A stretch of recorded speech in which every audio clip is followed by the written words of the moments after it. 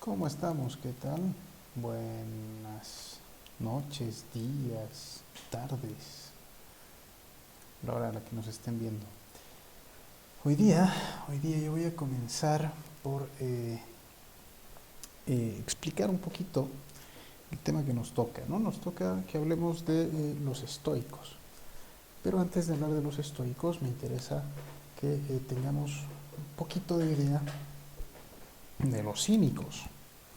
La escuela cínica es una escuela que nace hacia el siglo IV antes de Cristo. Ahí les dejo también en la clase la vida de uno de los cínicos más famosos, de los filósofos de la escuela cínica más famosos, que es Diógenes. Eh, es una escuela que mantiene la idea de que para ser feliz no hace falta mucho. La felicidad ya está dentro del ser humano y es tarea del ser humano despojarse de las cosas para hallar la felicidad. No necesitamos nada para ser felices. ¿De dónde viene el nombre? El nombre viene de la palabra kion, que en griego antiguo quiere decir perro. Es la escuela de los perros. ¿Por qué? Porque los filósofos cínicos, al ir despojándose de las cosas, tenían una tendencia, digamos, a vivir como lo que la gente acomodada de la época asimilaba la vida de un perro, es decir, en la calle, sin gran cosa, sin tener mucha necesidad, digamos, de cosas más allá de la comida y lo básico. Y ese era el modo de buscar la felicidad, ¿no? Anécdotas con Diógenes hay muchas. Antes de que se llame una escuela, la cínica, era una especie de socráticos menores, digamos, ¿no? Es decir, una pequeña escuela socrática. Eh, Se dice que, por ejemplo, que Diógenes había escuchado que Platón decía y enseñaba en la academia que el hombre era un ser bípedo, un animal bípedo, un ser bípedo sin plumas, ¿no? Para diferenciarlo tal vez de los animales, del resto de los animales. Entonces Diógenes, no contento con esta definición, se dice que agarró un pollo, lo desplumó vivo y lo soltó en la academia y iba diciendo: contemplad al hombre de Sócrates, perdón, al hombre de Platón, vean al hombre de Platón. Entonces, para mostrar un poco que el estilo de enseñanza de los cínicos no tiene que ver solamente con el ejemplo de vida, sino también con esta crítica al modo de vida de la gente. Se dice que Diógenes iba siempre con una lámpara y cuando le preguntaban para qué era la lámpara, él siempre respondía que era para buscar a un hombre verdadero, buscar un hombre. Decía eso: estoy buscando al hombre, porque lo que veo no son más que escombros. Entonces, era la manera de criticar a la sociedad de la época, es decir, no buscaban enseñar virtud, sino mostrar lo que estaba mal. Y esa era la manera de manejar, digamos, el conocimiento de los cínicos.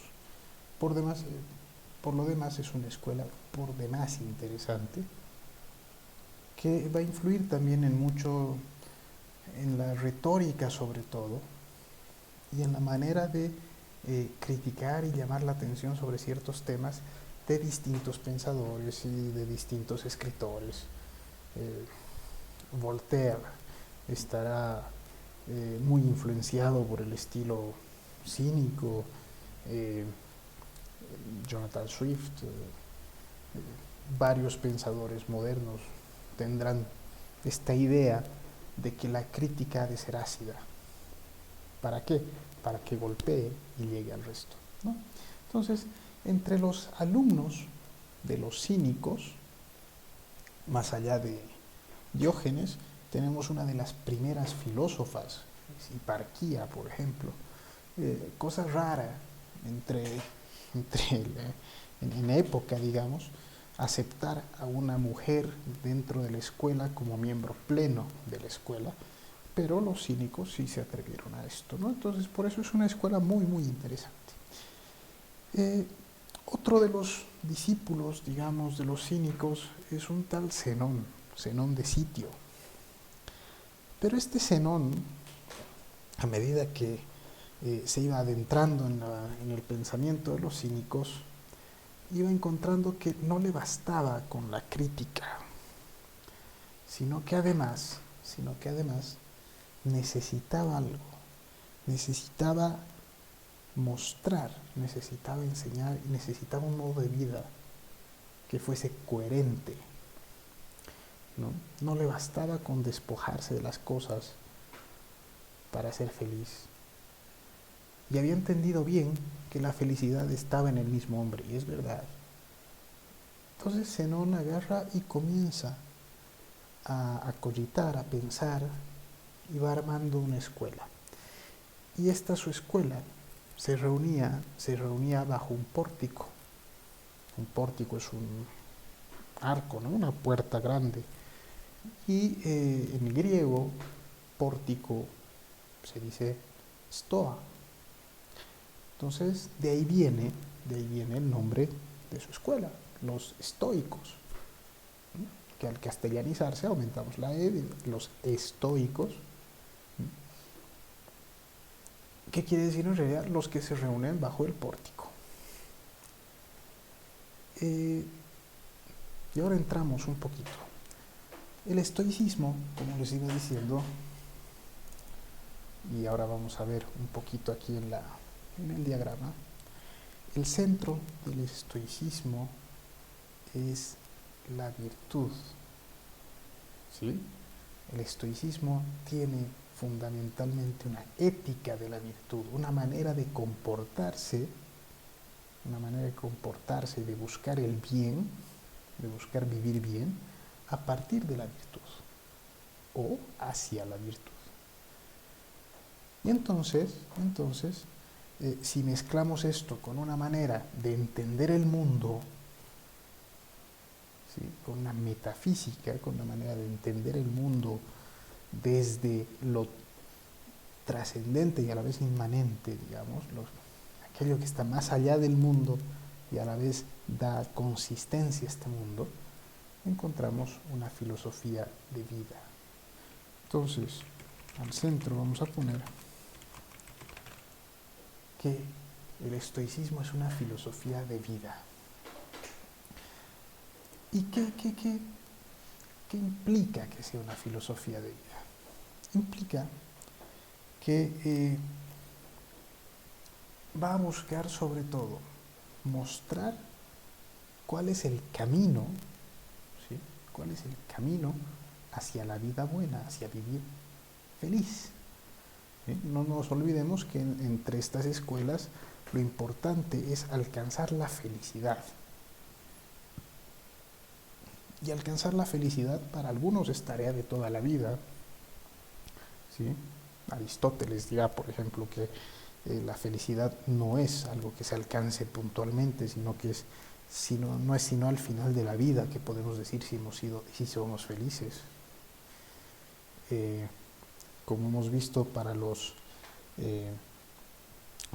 epicúreos, la felicidad está en el placer, en satisfacer las necesidades que da el placer y en alejarse del dolor, alejarse de aquello que es malo. Y es interesante ver que los estoicos se contraponen a los epicúreos. ¿Sí? Para los epicúreos hay que alejarse del dolor para ser felices. Los estoicos van a decir que hay que soportar el dolor para ser felices. ¿Por qué? No es una cuestión masoquista de que les guste el dolor, sino que vamos a ponerlo esto aquí, ¿sí? Sino que el dolor nos enseña. El dolor nos enseña. ¿Sí? ¿A qué? A entender, a guardar y a atesorar aquello que tenemos cuando el dolor no está. Entonces nos enseña a agradecer. ¿Sí? Los epicúreos buscaban alejarse de aquello que fuese política, de aquello que fuese causa de dolor.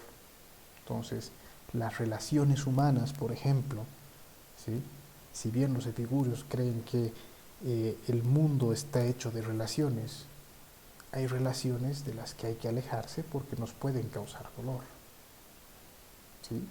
Entonces el epicureísmo tiende a ser muy solitario, tiende a ser una cuestión muy individual, aunque no niega la necesidad de encontrarse con el resto.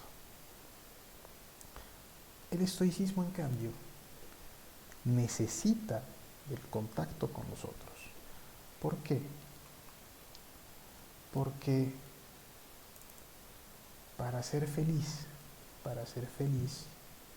¿sí? Uno tiene que aceptar la naturaleza del ser humano. ¿Y cuál es la naturaleza del ser humano? La naturaleza humana, ¿sí? La naturaleza humana es, vamos a comenzar por aquí, la naturaleza humana es, primero, vivir en sociedad, ¿sí? Nadie vive solo.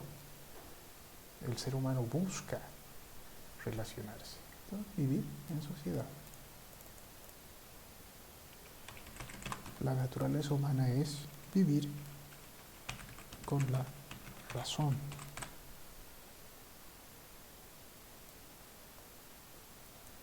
O vivir, vamos a decir, no con, sino por la razón. ¿Sí? La razón guía al ser humano. Cosa importantísima. ¿Por qué? Porque el humano se diferencia del resto de los animales porque piensa. ¿Sí? Vivir por la razón. ¿Cuál es otra característica del ser humano? Otra característica del ser humano es que puede discernir. El discernimiento, ¿sí? Que está ligado a la razón. Está ligado a la razón. El discernir es diferenciar lo bueno de lo malo. ¿Sí? Y lo bueno y lo malo, es decir, lo que no solamente yo hago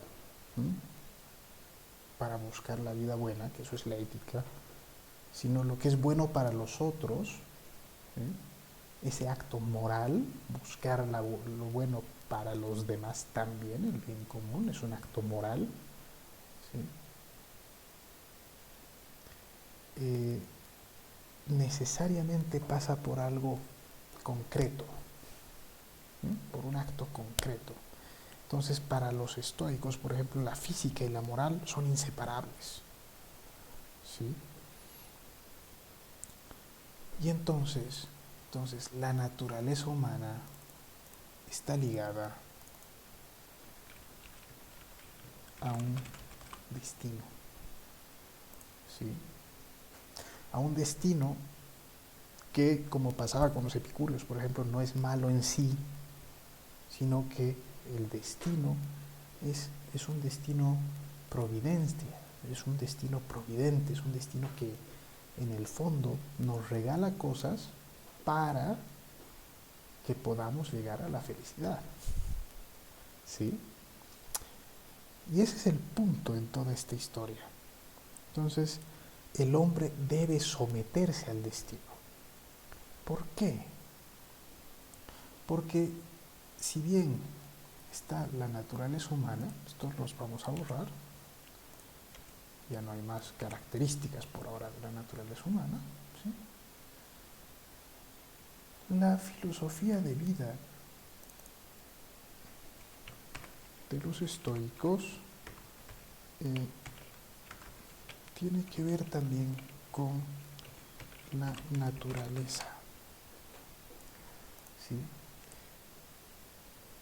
Y la naturaleza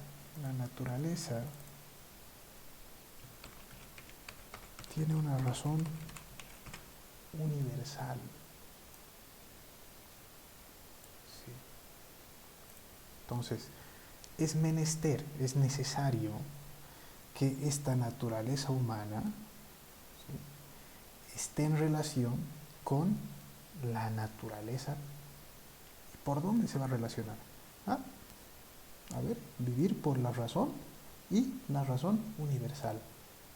Los estoicos van a decir que la razón es solo una, ¿sí? En el texto está, entre los textos de Marco Aurelio, la razón es solo una, es universal, porque la verdad es solo una, porque en el fondo el ser humano cuando se pierde, cuando muere, se pierde y se diluye en el todo, y todo se diluye en el todo, ¿no?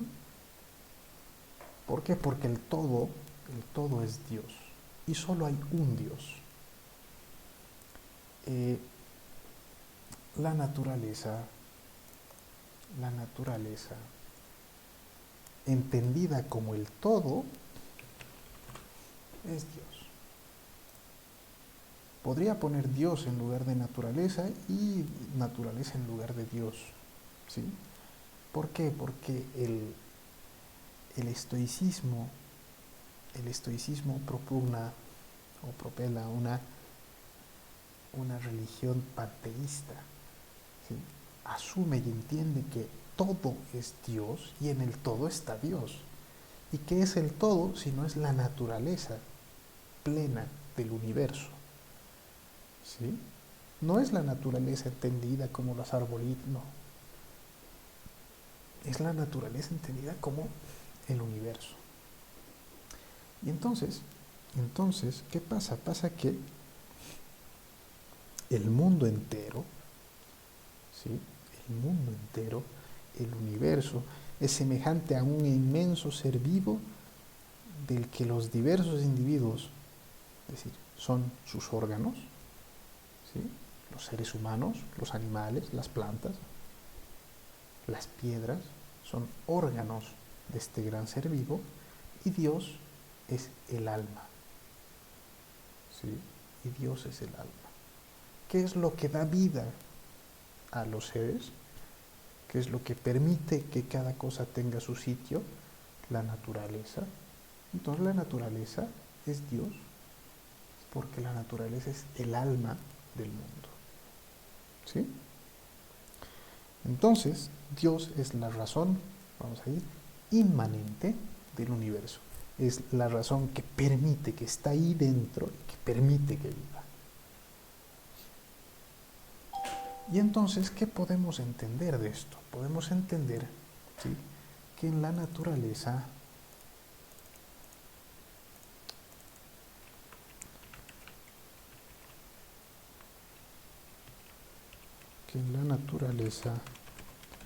no existe el mal, ¿sí? Si se dan cuenta, no voy a entrar en los textos como otras veces, no voy a explicar cada texto por separado, sino que voy a ir tomando algunos temas, ¿sí? Entonces, por eso me interesa que hayan leído el texto previamente, para que tengamos alguna idea de lo que estamos diciendo. Entonces, en la naturaleza no existe el mal. Y si el mal aparece en función de un bien. Es decir, el mal no existe más que en vista del bien, ¿sí? El daño que puede existir solo existe porque en el fondo, a partir de ese daño va a crearse un bien. El dolor que podemos sentir, y por esto ellos mismos dicen no hay que escapar del dolor, el dolor que podemos sentir nos va a enseñar, es lo que hemos puesto aquí, nos va a enseñar, ¿sí?, el dolor nos va a enseñar ¿a qué? El dolor nos va a enseñar a valorar el bien, a valorar lo que tenemos. ¿Sí?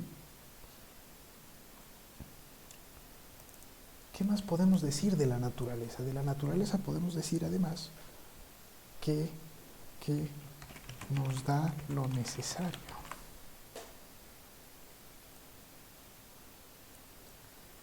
Nos da lo necesario. Entonces,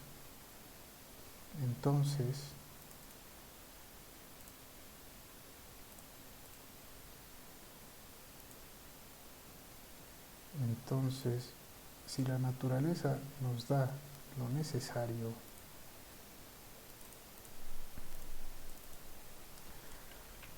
la naturaleza humana, en la naturaleza humana, no está el buscar riquezas o el ser famoso, ¿sí? Marco Aurelio lo dice nuevamente en el penúltimo texto de los que les he dado. Es decir, la fama no vale nada porque en el fondo cuando uno muere la fama se disuelve, ¿sí? Entonces hay que vivir con lo necesario. Y la naturaleza humana, ¿sí?, no ha de buscar tener más como vivir bien con lo que tiene. Y ahí hay una diferencia sustancial con nuestra manera actual de entender las cosas, ¿sí? ¿Cuántos de nosotros no quisiéramos tener más y nos estresamos y nos preocupamos por tener más en lugar de vivir bien con lo que tenemos? No es una filosofía de la resignación, cuidado con eso.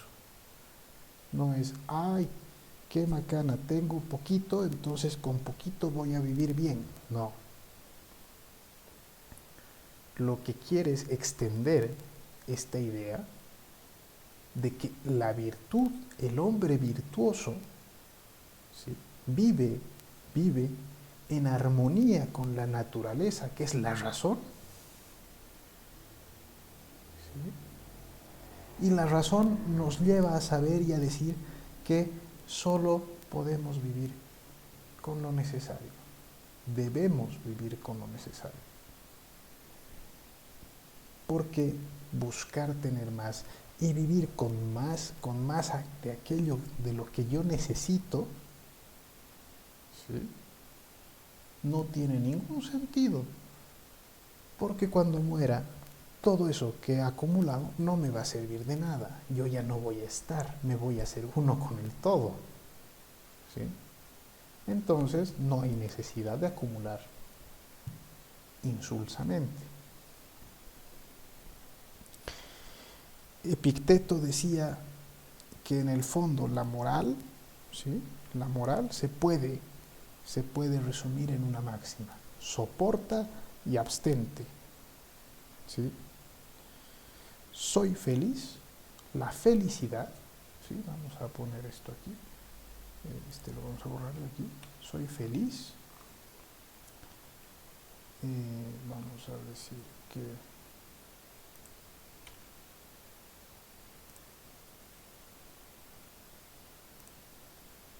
vamos a estirar este hasta aquí, ya van a entender por qué. Pero la felicidad, ¿sí?, la felicidad solo se alcanza en la ausencia de deseo.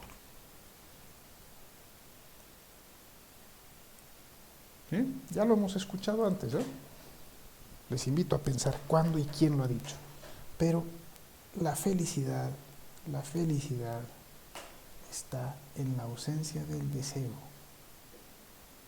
pero no de cualquier deseo.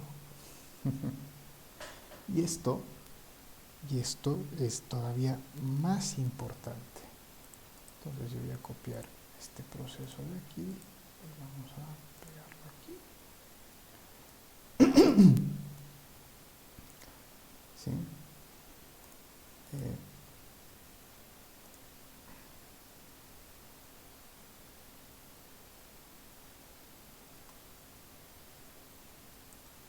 vamos a decir, no es la ausencia de cualquier deseo, sino es la ausencia del deseo de que las cosas sean distintas de lo que son.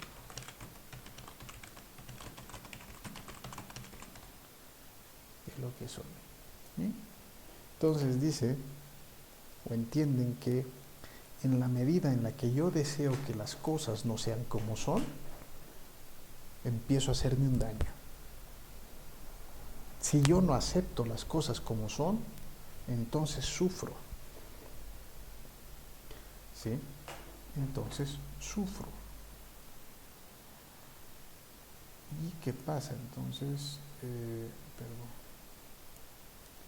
Si yo no acepto las cosas como son, sufro. Entonces vamos a poner aquí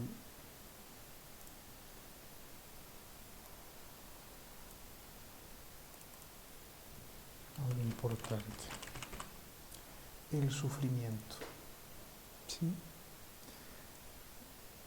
Entonces, yo sufro cuando quiero que las cosas sean distintas de cómo son, de lo que son, ¿sí? Y cuando existe este deseo, no puedo alcanzar la felicidad. Y viceversa, la felicidad solamente la voy a llegar a alcanzar cuando no existe el deseo de cambiar las cosas. ¿Mm? Y por eso es interesante que en el fondo, ¿sí? Que en el fondo uno asume desde el estoicismo que las cosas son como son. ¿Por qué? Porque hay una razón universal que guía a la naturaleza, o que es guiada por la naturaleza, y que esta naturaleza, ¿sí?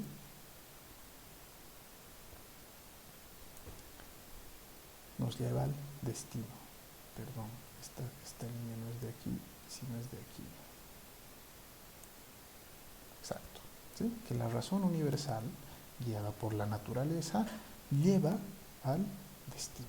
Y el destino nos ayuda, ¿sí? a encontrar la felicidad en la aceptación de las cosas. Si el destino está dado, no tiene sentido que yo intente cambiarlo. ¿Sí? Entonces, en el fondo, el conocimiento de las cosas me debe acercar, ¿sí? El conocimiento de las cosas me debe acercar a la felicidad. ¿Cómo? ¿Cómo? Conocimiento de las cosas, ¿sí? me tiene que acercar a la felicidad. Esto lo agrandamos un poquito. ¿Dónde está mi reloj? Aquí está mi reloj. ¿Sí? Me va a llevar a la felicidad. ¿Cómo? Entendiendo que en la medida en que voy conociendo las cosas, en el que voy adquiriendo un conocimiento, ¿sí? mi espíritu lo va asumiendo, y en la medida en que mi espíritu lo asume, voy a desear cada vez menos cambiarlas. Y en la medida en que conozco, deseo menos y me acerco más a la felicidad. ¿Sí? Entonces, el conocimiento, decía Zenón, que es como nuestras dos manos. La imagen llega aquí como una mano extendida y nos llega la imagen a nuestro entendimiento, a nuestra cabeza. Un primer paso es la aceptación y vamos cerrando la mano. El segundo paso tiene que ver con el entendimiento de las cosas, ¿sí? con el entendimiento de las cosas, es decir, empiezo a procesar esta idea que he aceptado en mí, la entiendo, la comprendo, ¿sí? Y ya tengo una idea, aquí en mi mano está la idea, y la sabiduría viene de englobar esta idea, de entenderla plenamente y aceptarla. Y la sabiduría está justamente en encontrar la felicidad deseando no cambiar lo que es, sino más bien asumiéndolo, aceptándolo. Decía Marco Aurelio que así, siguiendo la idea de que en el fondo el mal no existe per se, no existe solito, no existe porque sí, sino en función de un bien, que las personas no son malas, ¿sí? Y es que en el estoicismo, para el estoicismo, las personas no son malas, no son malas. Entonces yo aquí les muestro lo que he dicho de la felicidad, ¿eh? La felicidad es la ausencia del deseo, ¿sí? Y las cosas, de que las cosas sean distintas de lo que son, y el conocimiento de las cosas nos lleva a la felicidad. Entonces decía Marco Aurelio que las personas no son malas. Para el estoicismo las personas no son malas, sino que no son sabias. Porque una persona sabia, que hemos dicho, no desea cambiar las cosas. Y en la medida en que alguien busca cambiar las cosas, va afectando el destino del resto de las personas. Y en la medida en que va afectando el destino del resto de las personas, las va haciendo infelices. ¿Sí? ¿Por qué? Porque él mismo se hace infeliz. Entonces, no existe la maldad como tal. Existe la falta de sabiduría. Eso a lo que podemos llamar ignorancia, aunque no es ignorancia de no saber algo o no conocer algo, sino es una falta de sabiduría, es la falta de lo que ponemos aquí como la falta de discernimiento. ¿Sí? Es no aceptar nuestra propia naturaleza.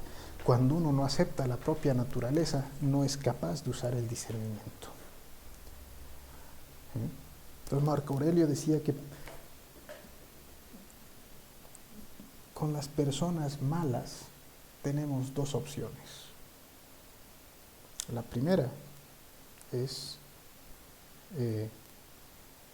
educarlas, ayudarles a alcanzar la sabiduría y dejarán de ser malas. La segunda es aguantarlas. Esos son los dos caminos. Es decir, soportarlas o educarlas. Son los únicos dos caminos que tenemos con las personas malas.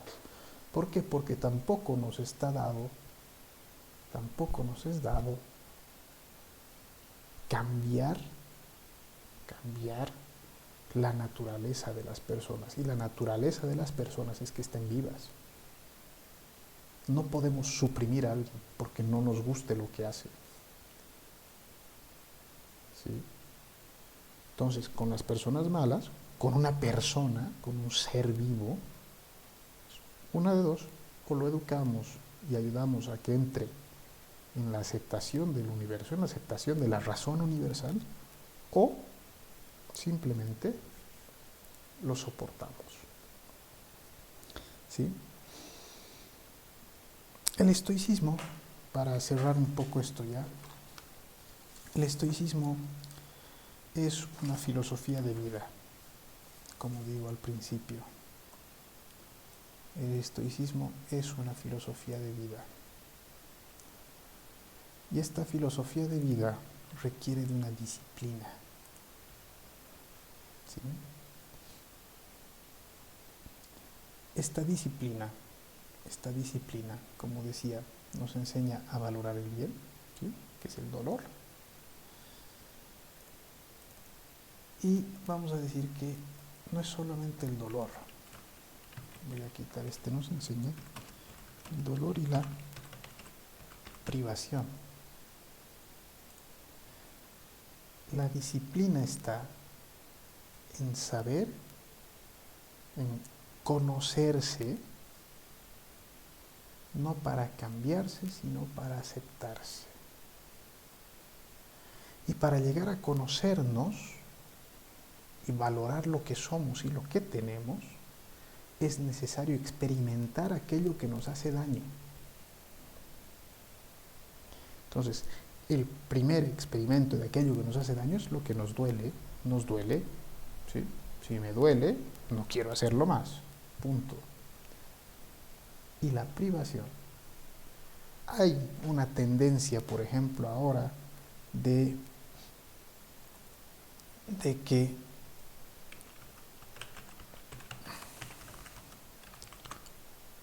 hay una tendencia, sobre todo en sectores, digamos, ricos, en Estados Unidos y en otros lugares, de privarse de las cosas, asumiendo que entran en la dinámica estoica. Por ejemplo, bañarse con agua fría, entender que hay gente que no tiene agua caliente y se bañan con agua fría, entender que hay gente que pasa hambre, entonces ayunan, ¿sí? Y esa es una parte, pero no se enfocan, como lo harían los estoicos, en el fin de la privación.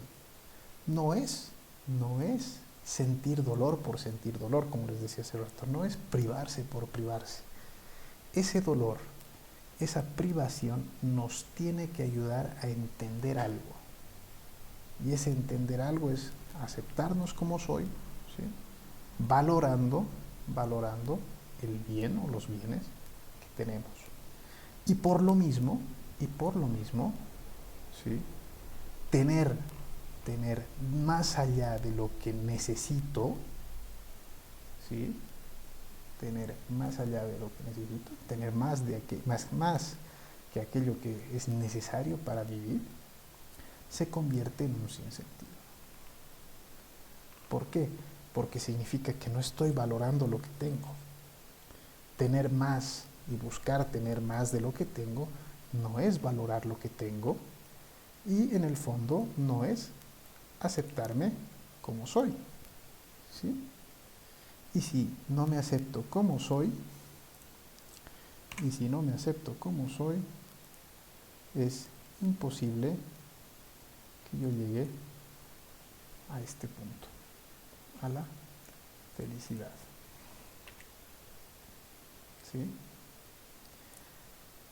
El dolor y la privación nos llevan a aceptarnos, y por medio de aceptarnos nos llevan a la felicidad. Es necesario conjugar estos caminos, conocer las cosas y conocerme yo. Y para esto hay varios modos. Epicteto tiene todo un manual, ¿sí? En realidad es un manual escrito por su discípulo, de los ejercicios que hay que seguir para encontrar la felicidad. Entonces, hay varios métodos. Podemos hacer meditación y ver qué hemos hecho mal, no para castigarnos, ¿sí? ¿Qué hemos hecho mal en el día? No para castigarnos, sino para darnos cuenta de qué es lo que hacemos mal normalmente, y para ir corrigiéndolo, para aceptarnos y decir, bueno, esto normalmente lo hago mal y en esto sigo manteniendo mi deseo, entonces lo voy a cambiar poco a poco. Hacernos conscientes de que la verdad es una sola, y como es una sola verdad, entonces hay un solo camino de alcanzar esa verdad, y es la razón. Y para alcanzar esa razón hay que adecuarse a la razón universal, ¿sí? Ese es el camino estoico. Esa es la filosofía de vida estoica. Hasta ahí hasta ahí con esta clase. Hasta ahí con esta clase. Ha quedado así nuestro pequeño diagrama, nuestro pequeño mapa.